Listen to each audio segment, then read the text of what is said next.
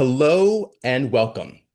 My name is Ramian Pierre. I'm the Chief Learning Officer at Break the Norm Leadership. And today we launch our free monthly Hold the Beige Lunch and Learn series where we explore change management in senior care. Now, next month, we'll focus on how senior care leaders can help their teams avoid change fatigue and burnout without doing anything crazy. No rah-rah, no woo-woo stuff. You can learn more about that session and reserve your seat by going to breakthenormleadership.com. But today, we're going to focus on why change may feel weird to you or your team members and how you might more effectively help them navigate that weirdness in order to reach the change objective. Let's get started. Now, before we get into strategies and tactics that you can use to make change less weird, let's start by talking about your world right now. So, you're a leader in senior care, which means you are constantly helping your team navigate change. That could mean you're leading your team through an intentional change initiative, like a new procedure or new software, something like that. Or it could mean you're helping your team remain stable and effective while things around them are changing. Think of staff changes, leadership changes, ownership changes. When you're in that situation, you may feel pressure to keep the change train moving and running on time, but it might not be clear to you how to do that. The path might not be clear. So as a result, you might be feeling some or all of the following four things. You might feel that change is constant and nonstop. You might feel like you're in a no-win situation because you're caught between this mandate to change, the change that has to happen from your leadership, but you also have this resistance and pushback from the staff who are impacted by the change, and you're caught in the middle. Or maybe you feel like there isn't just enough time for the change, being dedicated to the change effort, or at least enough time to do it well. Or maybe there aren't enough resources or other types of things like time, money, information, staffing to implement the change effectively. Or lastly, maybe you just don't know what to say to your team or when to say it to make them feel effective and confident that they can get through the change and still perform their jobs well. So as a result, you might be feeling burned out, confused, fatigued, or just plain cynical about change in general. If you feel any or all of those things as you're leading a change, then there are four things I want to tell you about your situation. Thing number one is it's a tough situation. Let's be honest. You are in a tough spot. It's not easy. If it were easy, then anyone could do it. Step or point two I want to make is that the situation you are in is not your fault. And that leads to point three is it's not your fault, but it's still your responsibility to lead yourself and others through the situation. And we at Breakthrough on Leadership, we can help. We designed this session to give you strategies and tactics to navigate the path to change. And that leads me to the fourth thing I want to say about change in your situation. And that is that every time you are directly or indirectly tasked with leading a change, that is a moment for you to practice proactive and bold leadership. No beige, no beige, just going along with the change or sitting back and seeing how your team responds to the change. This is a moment for you to be bold. Here is what bold leadership would look like. Now, this might seem counterintuitive, but what the moment really needs from you is for you to focus more on being a leader and using a leader's mindset than being a manager and using a manager's mindset. Let me explain. So John Cotter, he's an organizational diagnosis, an organizational leader. He describes a leader's real job. He says a leader's real job is to prepare people, teams, and organizations for a change and then support them through that change. Now, at Breakthrough on Leadership, we agree with Cotter that managers and leaders are doing different things. Managers, they keep the trains running. They make sure the trains are running on time. They make sure the trains are clean and stocked and staffed and serviced so they can operate efficiently. Managers are like those old-time train conductors with pocket watches on chains and that flat-topped hat. That's different from what leaders do. Since leaders are helping people prepare for change and supporting them through that change, their job looks really different from a manager's job. Leaders set the destination for the train. Leaders motivate people to get on the train. Leaders motivate people to stay on the train until it reaches the destination. Leaders deal more with people while managers are dealing with spreadsheets and project plans. Now, you need to do both, but when it comes to change, we need you to focus more on the leader side of things because leading change means you need to wear your leader hat more than your train conductor hat.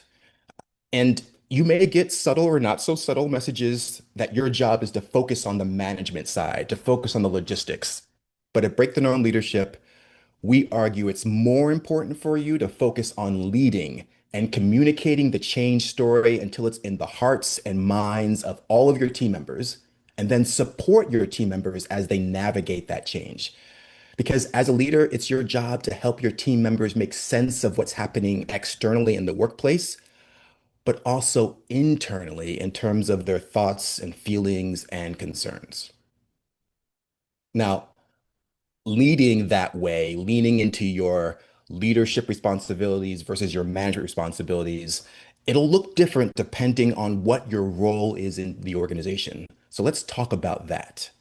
Now, if you're, let's say, an activity director, the way you can support, the way you can lead change is by helping teammates notice when the change is working and positively impacting residents. So you could help celebrate successes and progress, even if it's small. Your voice helps shift how your teammates will see and feel about the change they're currently going through. If you're a CEO, your job is to tell and retell the change story, the why behind why you're doing the change. Say it out loud, say it over and over. And then your second job is to back up that communication by mobilizing resources to support the change. That could be support in the form of time, support in the form of staff, money, equipment. If you're a COO, a chief operating officer, your job to supporting the change is really to reduce barriers, reduce friction, reduce obstacles to the change, whether those are policies or procedures or bottlenecks or conflicts or competing priorities. Your second job is to support the CEO in terms of over communicating the why behind the change. Because if you two don't do that job well, explaining the why, the staff will fill in that vacuum with suspicion, conspiracies, fear, and confusion. If you're an HR director, you want to narrate the inner experience that team members are having, help them recognize their emotional reactions and that those reactions are normal for people going through a change and that they're safe to have and safe to express, at least to a degree, in the workplace.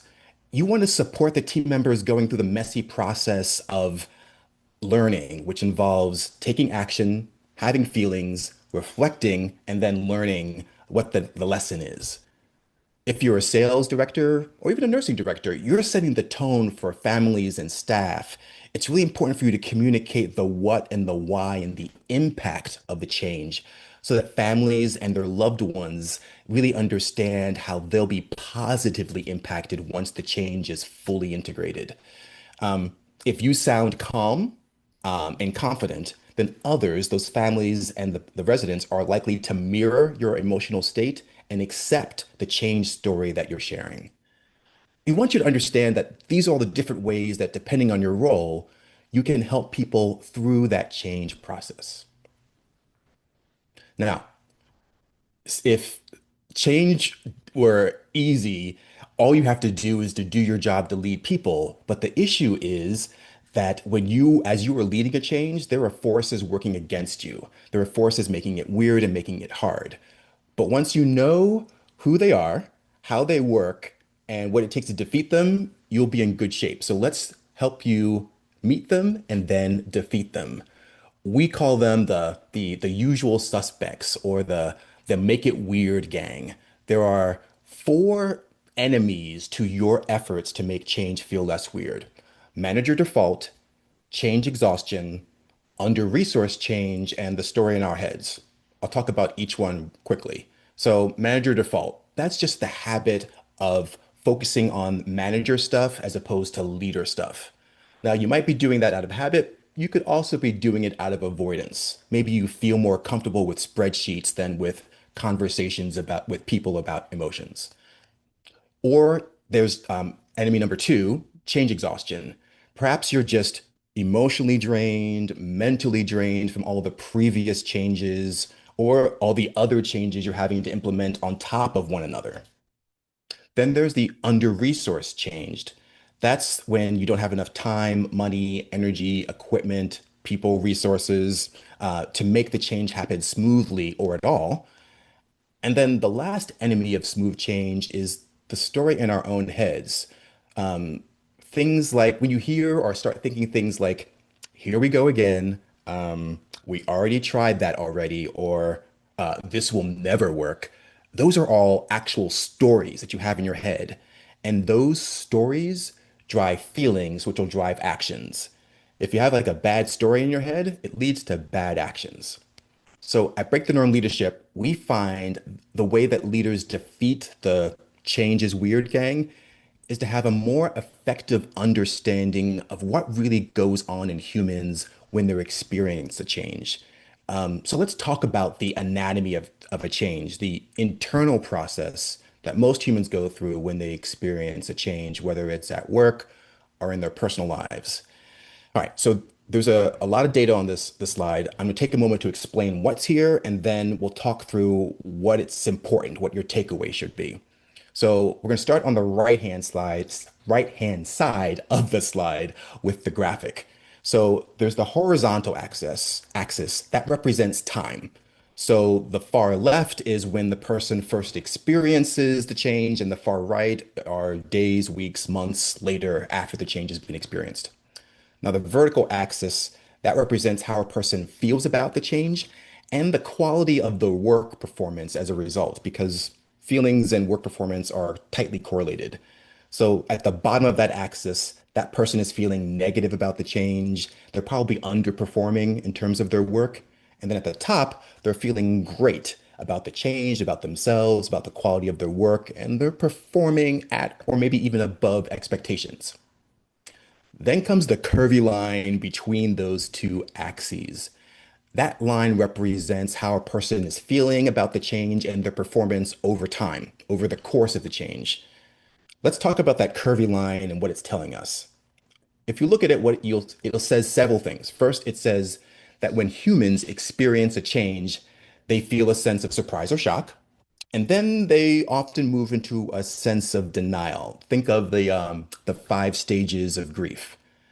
After denial, people move into frustration. Now, they could be frustrated for a number of reasons. Maybe they like the old way of doing things. Or maybe they didn't like the old way of doing things, but at least it was familiar. So they were more comfortable with the devil they knew as opposed to this new devil they don't know. Or maybe they're frustrated because the old way, even if it didn't work well for them, they knew how to work the system. They felt very effective, very productive. They didn't need to spend a lot of time or energy.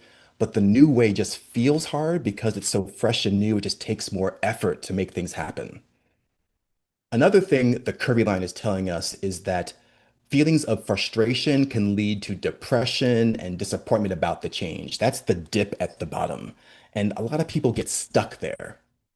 Now, people who successfully work through their frustrations, work through that disappointment, they get themselves out of that dip and they get to the experimentation stage. That's where they're trying to make things work. They're trying to embrace the change fully.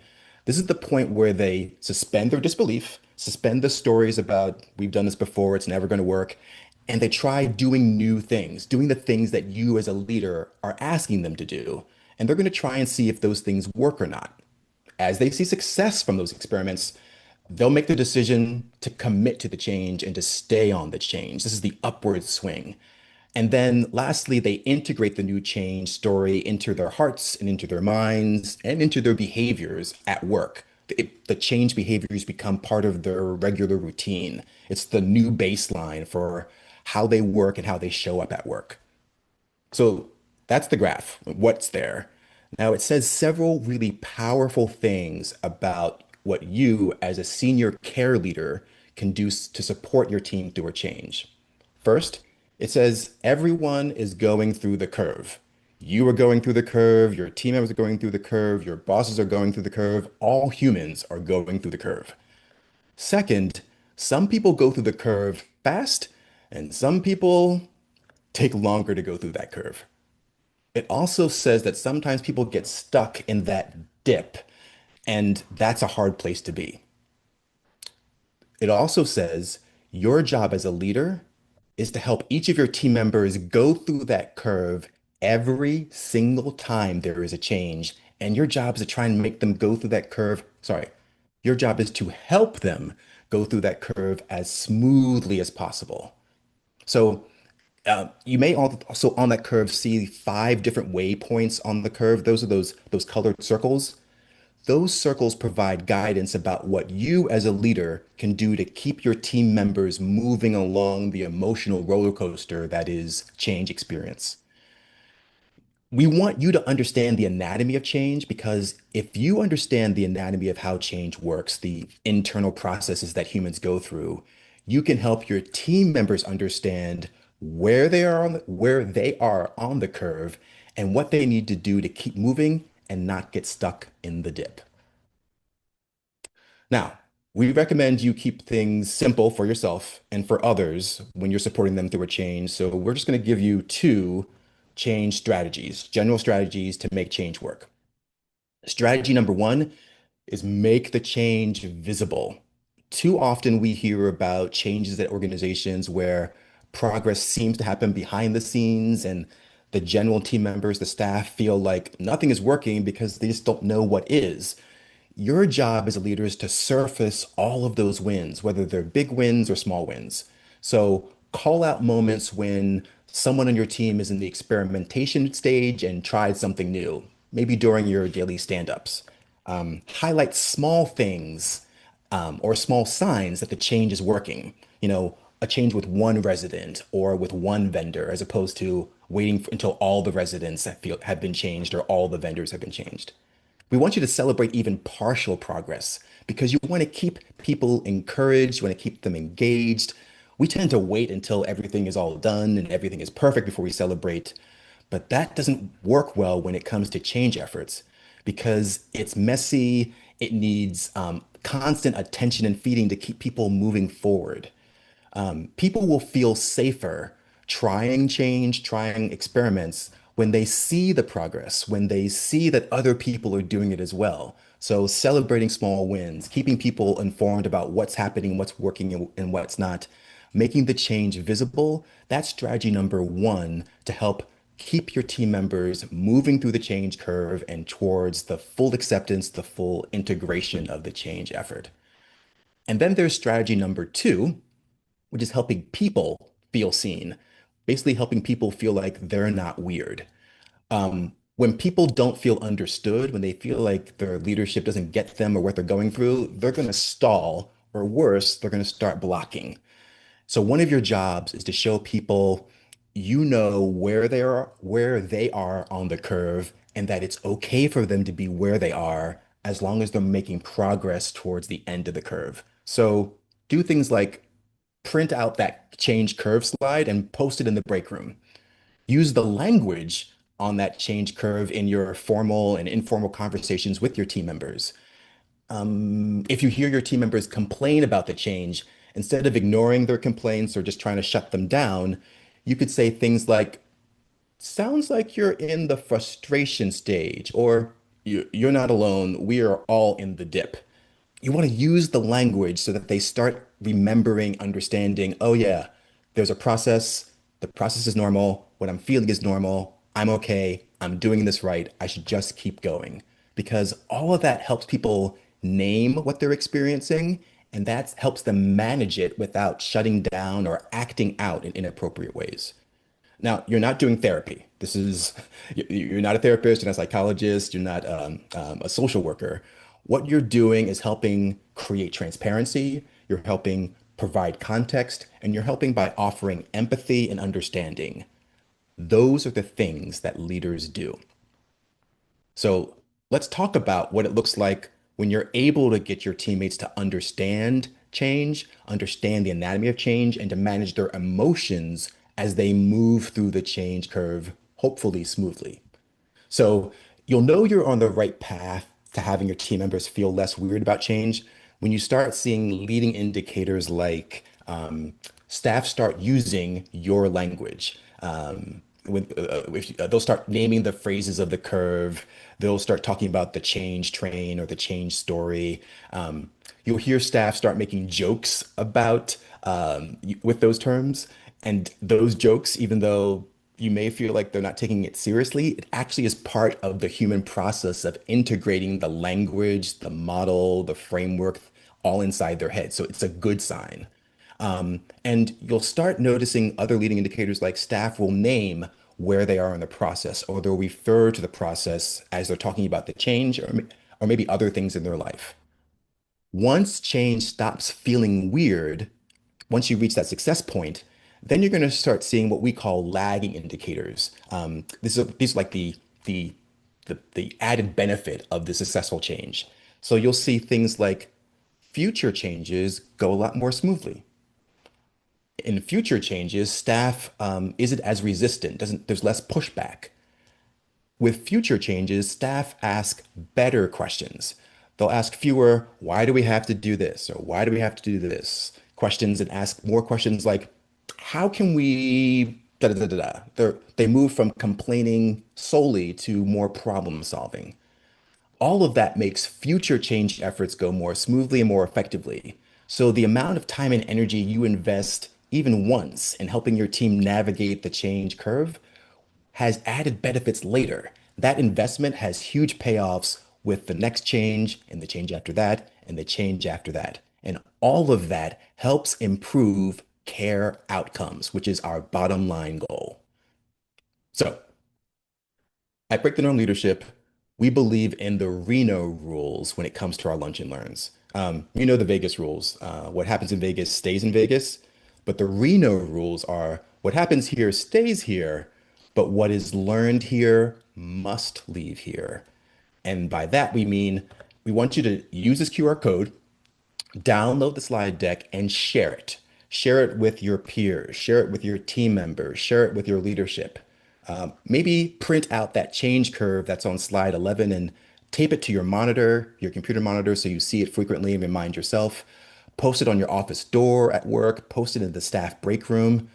The bottom line is we want you to share what you learned today, something you learned today, with at least two people in the next 2 days. So two people in 48 hours, because doing so actually helps you remember and practice what we talked about today. If you have questions about anything that you've heard today, you can email me at ramian@breakthenormleadership.com. If you want to attend or register for our next session in the series or future sessions, go to breakthenormleadership.com, and we're going to send you an email link for feedback, but you can also give us feedback by just not only completing that evaluation form, you can go and give us a Google review. On behalf of the entire Break the Norm leadership team, I hope this session has been worth your time and attention, and we look forward to seeing you next month and hearing your change stories. Take care.